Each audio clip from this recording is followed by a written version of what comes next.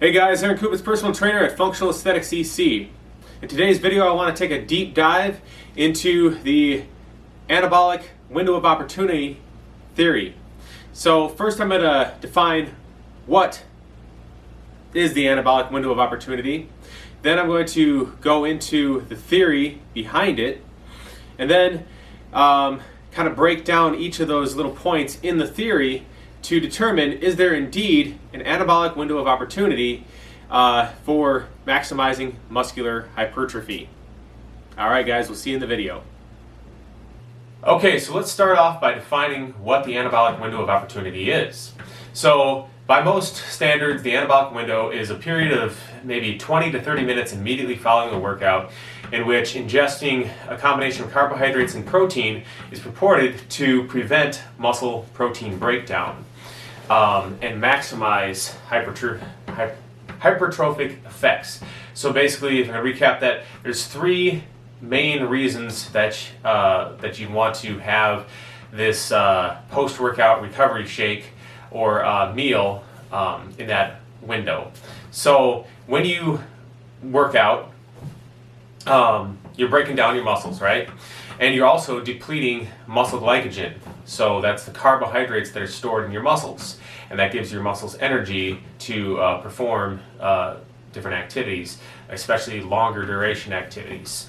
ATP actually provides the energy for short maximal bursts of energy. But glycogen is in things, especially in like bodybuilding type workouts where there's high volume, higher reps, sets, things like that.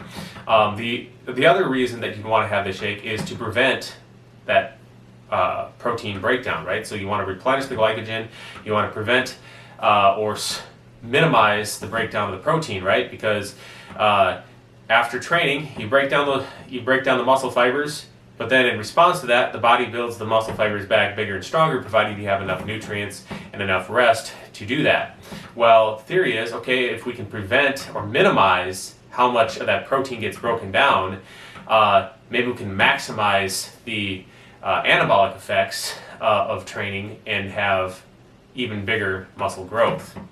Then finally, the third thing is obviously the hypertrophy itself, or growing the muscle. What are the effects of having that meal immediately after the workout on actually growing your muscles?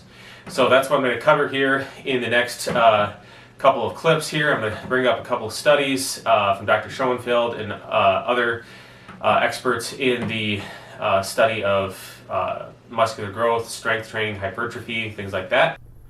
Okay, so let's first take a look at the role of post-workout nutrition in replenishing glycogen stores. So here you can see in the study by McDougall and colleagues that they were performing a single set of elbow flexion at 80% of their 1 rep repetition max. They performed this set to failure, which caused a 12% reduction in muscle glycogen concentration. When they performed 3 sets at this intensity, it resulted in a 24% decrease. Another study by Robergs also did this, but they did it at 3 sets of 12 repetition maximum to failure, and this resulted in a 26% reduction in glycogen stores. When they did 6 sets of the same exercise, it depleted by 38%. So not even 50% here. And if you know anything about glycogen, as long as you're eating enough carbohydrates and stuff like that, will fully be replenished within 24 hours, even after it's completely depleted. Okay, so what does that mean in terms of your post-workout nutrition?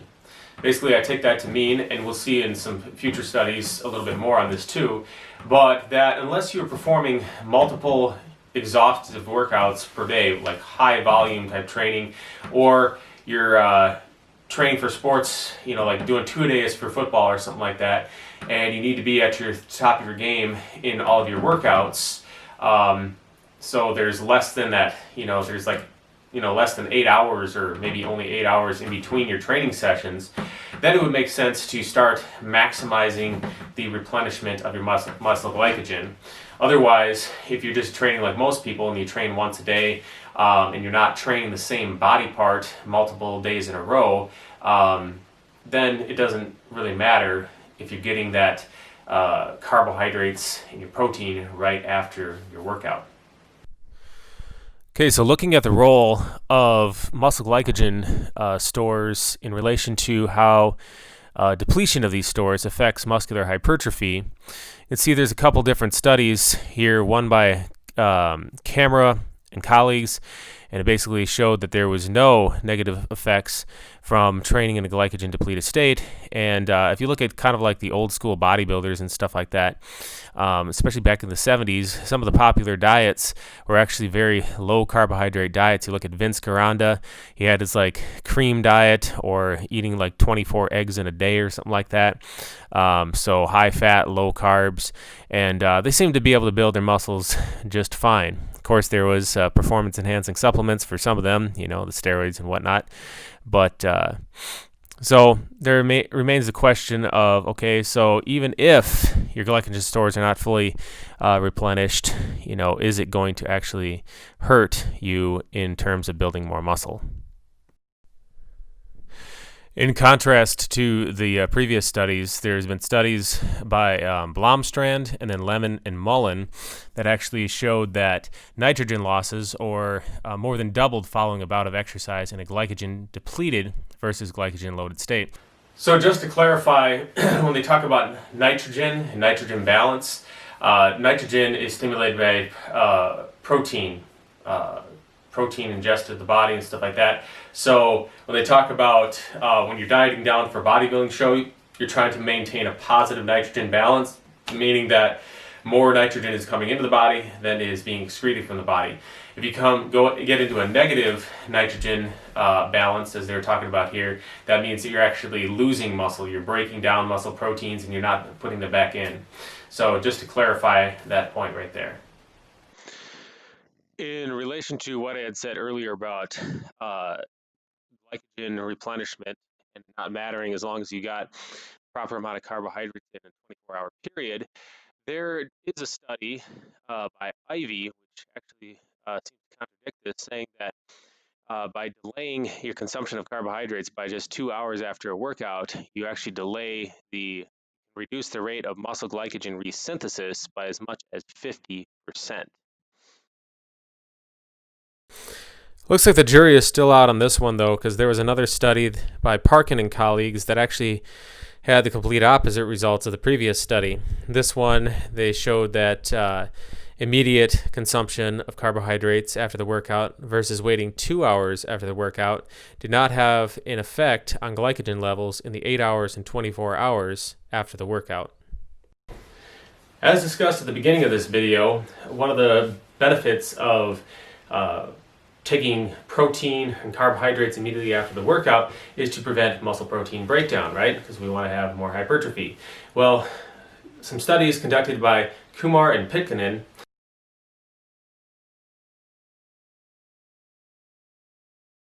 actually show that there's very minimal muscle protein breakdown immediately following the workout, but that those levels of protein breakdown actually rise sharply at about 3 hours or 2.5 hours after the workout, and then at 3 hours mark they're as much as 50% greater than they were immediately post workout.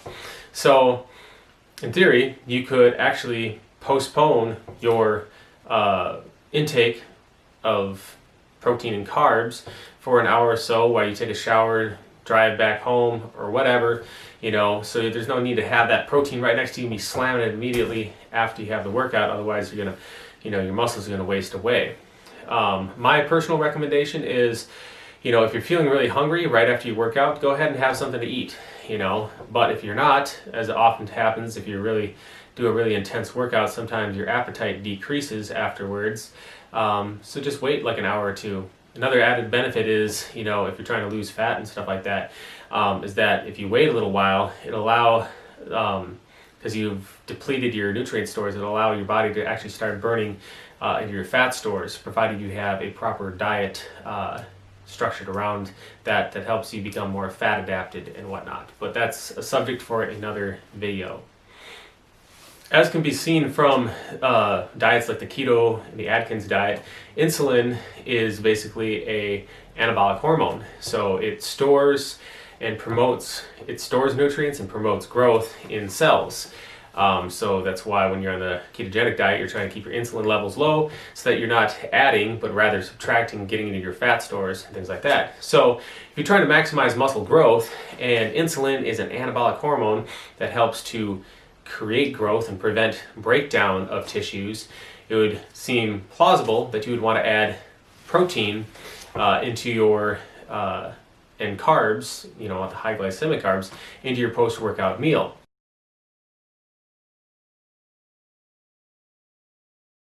However, there's been a study by Capaldo and colleagues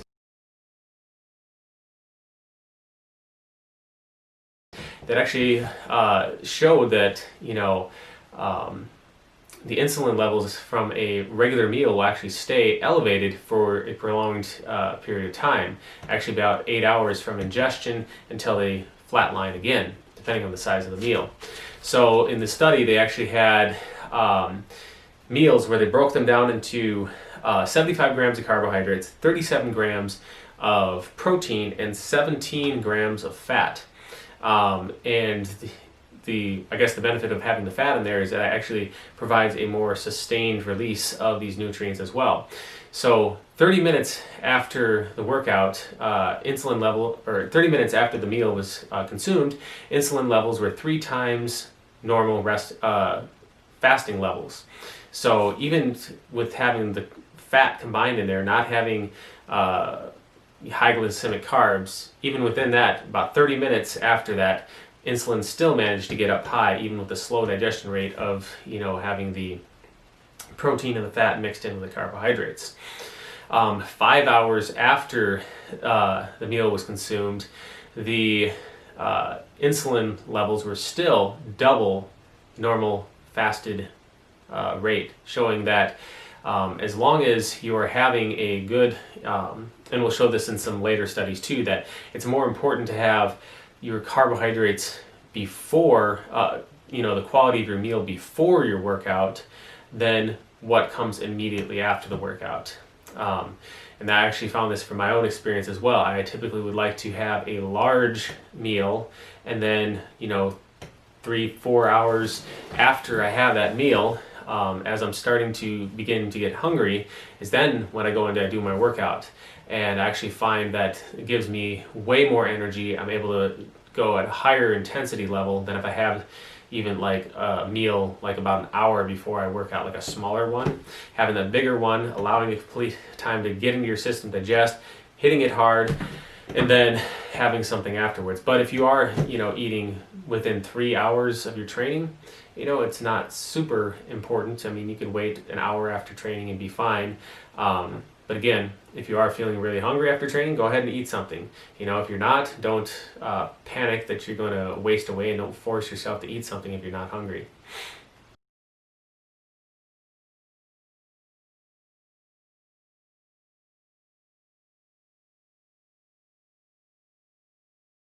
A study by Levenhagen and colleagues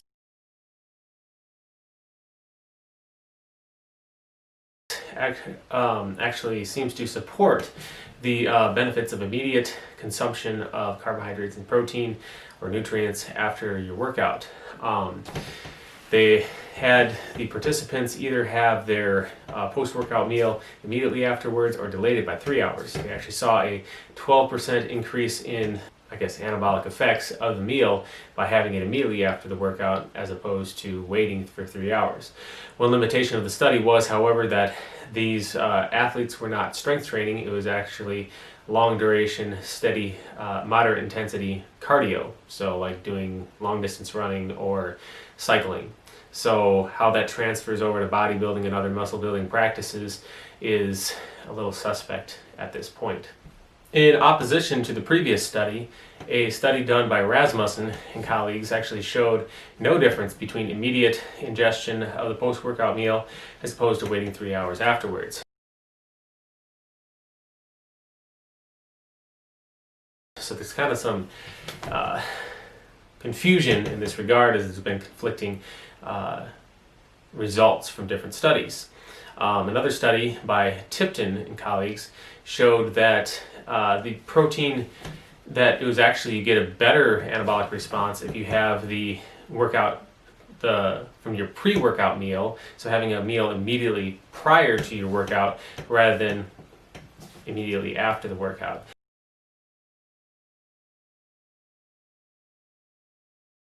And I think in my mind this would actually make some sense, because if you have it prior to the workout, you're actually allowing some time for that food to get digested, broken down, and so that by the time you're finishing your workout, your insulin levels and the muscle protein synthesis is actually is starting to peak rather than earlier. But as showed before, because this might seem a little contradictory, those insulin levels can stay high for a prolonged period of time, as much as 6 to 8 hours after working out. So it's not a big problem here. You're not going to waste away to nothing if you wait an hour or two after training, provided that you got enough carbohydrates and overall nutrients prior to your training session. Another purported role of the immediate post-workout nutrition is muscular hypertrophy. However, there's 2 studies, one by Esmark, seeming to support immediate ingestion of protein and carbohydrates,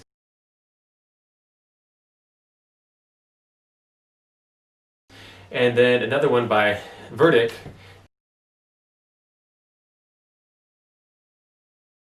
that gets the completely opposite result. Now it should be noted that the latter one did only measured muscle protein growth in the legs after the workout, so it could possibly be that there is growth in other areas of the body but not the legs. But as you can see, it's kind of conflicting results between the two. Another study by Cribb and Hayes seems to support the existence of an anabolic window of opportunity. They took 2 groups of bodybuilders, and they had them either consume their pre-workout nutrition in the morning and in the evening, or immediately following their workout, immediately after the workout. The problem, though, with these studies is that the nutrients were given immediately before as well as after, and it seemed in some of the previous studies I talked about that there was a greater increase from having your nutrients before the workout as opposed to after the workout. Also, there was creatine monohydrate added to these workout meals, so that could have actually accelerated the uptake of the protein and the carbs into the muscles. So a little bit unlikely there. Also, if you are having your these are just my thoughts, but if you're having your nutrients in the morning and then in the evening and you're having nothing in between, that's a long time in between meals.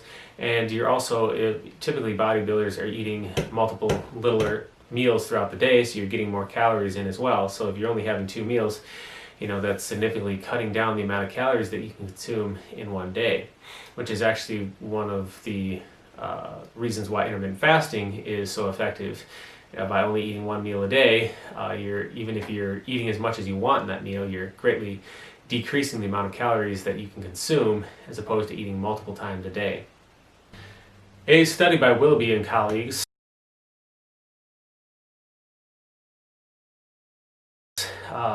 also seems to support the anabolic window of opportunity. They had these subjects either taking 40 grams of whey protein isolate or a similar dose of dextrose after their workouts. And they had both groups training identically the same, and they found that there was actually a significant increase in total body mass, as well as fat-free mass and muscular size at the end of the training period in the group that consumed the protein. Again, another problem with this, though, is that it is unclear whether it was the effects of having the protein right after your workout that created this difference, or just the fact that they were having 40 grams of extra protein per day, which would provide the anabolic effect as well. In opposition to the findings of the previous studies, a recent study by Erskine and colleagues actually showed no significant difference between taking a protein supplement or a placebo between a group of 33 young men who had been previously untrained.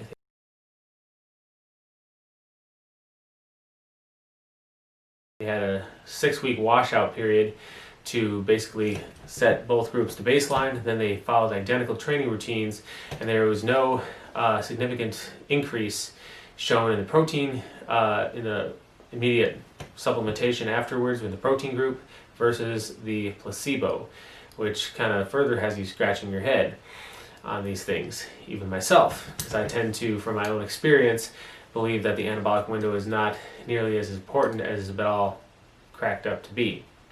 Alright guys, so to sum it all up,